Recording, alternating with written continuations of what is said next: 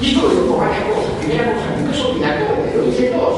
En todos los motivos previstos, la medida de detención domiciliaria está condicionada al peligro de fuga o de la acusación puede evitarse. Yo siempre pongo un ejemplo de mis amigos, mis alumnos siempre les pongo 3 ejemplos que probablemente lo van a trabajar ahora. Yo no voy a hablar de todo. Pero uno es, Marina es terrorista, está acusada de terrorismo y está embarazada. ¿No es cierto? María ha matado a su marido porque le pegaba, no se lo puso un rato y está embarazada. Marita ha cometido delito de uso simple y está embarazada. ¿Qué medidas aplican? Pongamos que la terrorista tiene un peligro personal furibundo y la de uso simple tiene un peligro personal furibundo y la de asesinato o parricidio no tiene un peligro personal. Trabajan esos 3 casos ahora en el taller, ¿no es cierto? Y vamos a poder ver cómo la dirección domiciliaria efectivamente trabaja como razón humanitaria, al punto de que yo puedo, que es el caso de la terrorista, que se haya hablado del caso, de que yo puedo establecer que la prisión preventiva es necesaria y luego decir, está embarazada, la dirección domiciliaria para un ratito. Si una terrorista está en la dirección domiciliaria, yo no sé qué hace tanto en esta época, pero hace 10 años, llega el escuadrón de la noche y la saca en 5 minutos de su casa, matando a Juan por ahí. Hay personas, son casos muy excepcionales, a las que la dirección domiciliaria no se convierte en una alternativa de prisión preventiva, es decir, no cumple como objetivo. A esas, así estés embarazada, así estés enfermurable, no se le podrá aplicar. Hay un caso muy importante, que fue el caso de Momón. A Momón le querían dar un grandísimo después de Barracón de Lima, que por exceso de detención le querían dar una dirección domiciliaria y le dijeron a la policía, bueno, custodie la casa de Momón, custodie la casa de Momón. La policía dijo, yo voy a custodiar la casa de Momón, no saben de Momón, no hay duda. Ni la Barracón, no me meto. Hay un policía que tiene casa de Barracón y ni esa, es decir, ni hablar, no había posibilidad, no iba a salir en 2 días caminando por la puerta. Entonces tampoco es como si es una medida obligatoria. Pero un caso curioso que pasó en Guaura, no sé si es un caso de la doctora, si lo he investigado, fue que alguien pidió que el imputado, cuando el imputado cumple, está cumpliendo presión preventiva, ¿qué pasa cuando cumple 65 años? Yo digo que se le tiene que pasar a la detención domiciliaria, por más que la variabilidad es mayor a la idea total, también tiene que variar constantemente, porque son instrumentales al momento. Cumpliste 75 años aquí a tu casa. Quien resolvió ese caso, la juez que resolvió ese caso, o el juez que resolvió ese caso, dijo que no se tenía que tomar el momento de la aplicación de la ley en el momento actual, sino el momento de tiempo de comisión del delito, porque lo considero que es importante. Me parece que el profesor de Salvador decía en la crítica o en el comentario que decía que no era cierto, estaba poco, o sea, no es el tiempo de comisión del delito, pero el código no permitía variar prisión preventiva por detención domiciliaria. El concepto de variabilidad hasta el 1955, el concepto amplio, es un concepto que se aplica siempre. Si una persona cumple 65 años, tiene que ir a la detención domiciliaria. Generará porque lo generará, pero eso es por lo que la norma dice y interpretar un sentido claro puede ser constitucional. Ahora, tengo más problemas con la que se embarazan. Existe el misterio, por lo menos debería existir. Si alguien se embaraza, entonces es un tema más complicado de la que va a salir. Ya que alguien se cure o que alguien recupere la capacidad para caminar es más complicado, por no decir imposible, pero son casos interesantes, porque yo también aquí planteo que la causal puede desaparecer en el caso de embarazada.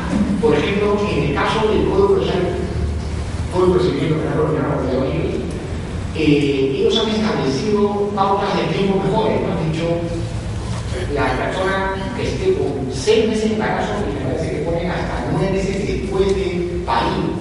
Porque acá hay un problema de que aquella que esté una semana de embarazo lleva 9 meses de irse de su casa. Pero algo que es mucho más grave que eso, por eso finalmente no me parece tan grave, dice que la primera semana, yo nunca lo sabía, pero dice que las primeras semanas son bien complicadas en materia de sensaciones de la mujer. Pero me preocupa qué pasa con las niñas. Esa puede ser razón para detener algo, y ahí también va a haber que interpretarla. Yo siempre digo que va a haber que reinterpretarla, porque en realidad, cuando una mujer que está en detención domiciliaria tenga a su hijo, hay que evaluar con el hijo cuál es el periodo de la que se presenta, otro criterio de procedimiento. Pero me gusta trabajar con la detención domiciliaria 1 porque es una medida que se haga positísimo. Me gustaría saber cuántas veces se ha aplicado aquí, porque estoy seguro que muy pocas veces se ha aplicado, no sé, yo cuántos procesados mayores están ahí, cuántos no hay, no sé qué es lo que se está entendiendo por enfermedad grave, es un proceso bastante oscuro, pero sí creo que hay que insistir mucho en que es una medida de carácter humanitario, de corte humanitario, que lo que pretende es sí asegurar el desarrollo del resultado penal como toda medida cautelar, pero lo que pretende hacer desde la perspectiva, desde la estricta perspectiva de que una persona con condiciones específicas no esté en prisión, porque que esté en prisión es inhumano. Y desde ahí hay que interpretarlo. Y cuando tenemos el catálogo hay que entender que es una medida que solo deberá ser aplicable cuando hayamos confirmado para este pleno que la medida necesaria es la prisión preventiva. A mí lo que está pasando en mis exámenes en la universidad, que ya no sé si estoy explicando mal o no me están entendiendo, pero es que ya me salió un momento embarazada y de prisión universitaria, de frente, hace apenas un año. ¿No? O ven, está enfermo, hay que tener cuidado con hacer los automatismos en la aplicación de la medida son fatales. Fatal. Caso por caso. Caso por caso. Por eso la motivación es tan importante y es tan dañino. Yo he visto casos en vivo, se lo puedo traer, se lo puedo confirmar con un documento, que el juez necesita un nombre en la medida de elección que no es del proceso. O sea, pone María Paula Zavala, María Perica Martínez, un nombre larguísimo, no es larguísimo, es que han copiado pegado la resolución anterior, y se han podido sacar el nombre de la anterior, se le pegan los dichos, y la resolución es igualita. Conclusión, es decir, es imposible que una medida cautelar así, imposible. O sea, no hay dos personas iguales, no existen dos personas iguales. Una vivirá en un distrito y la otra no, y dice que hace un criterio que va a tener periodo procesal. Una tendrá hijo y la otra no, y dice que va a tener periodo procesal.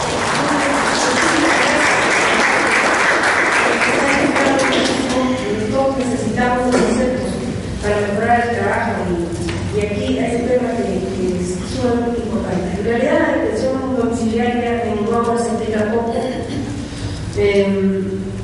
Entiendo que el presupuesto es esta medida coercitiva se aplicará siempre que sea previsible que el peligro procesal del fiscal se pueda evitar, ¿verdad? Entonces, eso es lo que se ve, se tiene que ver caso por caso, definitivamente. No conozco algunos casos, quizás algún abogado conoce, pero no me parece que no se evita hasta el momento, ¿no? La detención domiciliaria. Pero es muy importante esto. Que a mí me interesaba acá también, un poco agregando a lo que está diciendo acá el profesor Gonzalo del Río. Entonces, en primer lugar, que tenemos que tener bien claro, y haciendo mención a lo que significa la casación y a lo que también es materia de este módulo hoy día, que son las declaraciones de ausencia y contumacia, eso va un argumentario, es lo siguiente. Es factible, la casación número 1 se pronuncia sobre la posibilidad de que se pueda dictar una medida de prisión preventiva contra un imputado que no tiene la calidad de detenido. ¿Es cierto? Se hizo pues una resolución en Guaura donde la sala estableció que no era factible que se dicte el mandato de prisión preventiva contra un imputado que no estaba presente en la audiencia. Con la casación número 1 se estableció que sí es factible, inclusive dice la casación, no solamente habla del imputado no habido, contumaz, etcétera, en términos genéricos, deja abierta la puerta para que se dicten pues, medidas coercitivas contra imputados que no están presentes en el proceso, que no tienen la calidad de detenidos. Esto ha generado problemas acá, porque en principio se establece, fíjese usted, que es factible que se dicten 2 medidas coercitivas, hasta más.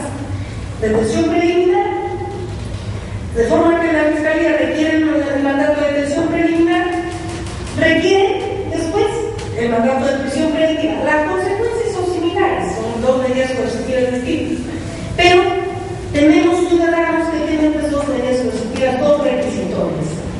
En muchos casos, la medida de detención preliminar vence. El fiscal no se ocupa de renovarla, pide la detención, la prisión preventiva. Bien, pero el tema es el siguiente, que en el caso de aquel imputado que durante la etapa de la investigación preparatoria y iniciándose nomás la etapa de las diligencias preliminares, sabe y tiene plena conciencia el fiscal que esta persona fue emplazada para que se presente a declarar en la fiscalía, no se presentó, no fue factible que ejecute el mandato de detención preliminar, puesto que se fue de su casa. Prácticamente, inclusive en muchos casos se evidencia que se fue, le jugó, porque en el momento en que fue iba a ser detenido en flagrancia, se fue. Entonces, ante este supuesto de la vida real, ¿qué es lo que se tiene que hacer? Si la casación dice, se puede dictar un mandato de prisión preventiva contra cualquier persona, puede estar no habido, puede ser un contumaz, no es así. Acá nosotros inicialmente estuvimos renuentes a dictar el mandato de prisión preventiva contra un imputado que no estaba presente, y yo creo que estuvo bien esa posición hasta que hemos desarrollado el concepto. El concepto es el siguiente: si nosotros tenemos un supuesto fáctico, mejor dicho, el fiscal tiene un supuesto fáctico como el que les estoy describiendo, en donde se trata justamente de un caso grave, donde el peligro de este procesal de fuga es evidente, puesto que el imputado se dio a la fuga, ¿no? Y la prognosis de la pena es superior a 4 años. ¿Qué es lo que tiene que hacer en este caso el fiscal para requerir la prisión preventiva de esta persona? ¿O es que es factible, como se solía hacer, donde el fiscal pide la prisión preventiva, el juez por defecto pasa el requerimiento a la Defensoría Pública, puesto que no hay un abogado?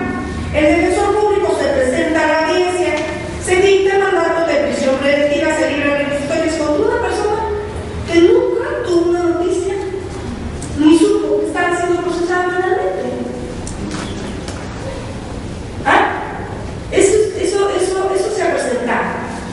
Lo que nosotros hemos llegado a establecer ya con la experiencia es lo siguiente: es indispensable que ante supuestos de esta naturaleza, el fiscal, no solo el fiscal, el actor civil, una vez formalizada la investigación preparatoria, requiera que el juez dicte la ausencia de ese imputado, que lo declare ausente. ¿Para qué? Para que le designe un abogado defensor. ¿Para qué también? ¿Ya? ¿Para qué? Para que este abogado defensor pues pueda asumir la defensa durante la etapa de investigación preparatoria de este imputado. Para que además de esto, otra de las consecuencias es que se dicte la orden de conducción compulsiva. Pero además de esto, para que este imputado, en tutela de su derecho de defensa, sea noticiado vía edicto, puesto que se desconoce su paradero, de la disposición de formalización de la investigación preparatoria que está obligado el fiscal de notificar al imputado. Y ante un supuesto en donde no puede usted notificar al imputado en su domicilio real, en su centro de trabajo, ¿a dónde le va a notificar? Por edicto, pues señor. Actualmente en Guaura estamos, después de la experiencia de publicar por edicto en el diario El Peruano, estamos publicando por edicto por la radio que el auto de citación a la audiencia para la declaración de ausencia. Pero claramente, estemos claros, que tiene previamente a que se instale la audiencia de prisión preventiva, previamente tiene que haber una declaración de ausencia en los supuestos fácticos donde se evidencia que el imputado desconoce que está siendo acusado penalmente y se desconoce su paradero. Estos son los supuestos que establece el 79 para que se declare la ausencia. Y es un requisito fundamental que, para que pueda proceder una audiencia para que se determine la procedencia de la prisión preventiva con un imputado que se encuentra en esta situación fáctica, que previamente pues el fiscal publique por edicto su primera disposición, donde desarrolla la imputación, que el juez publique por edicto el acto de citación a audiencia, el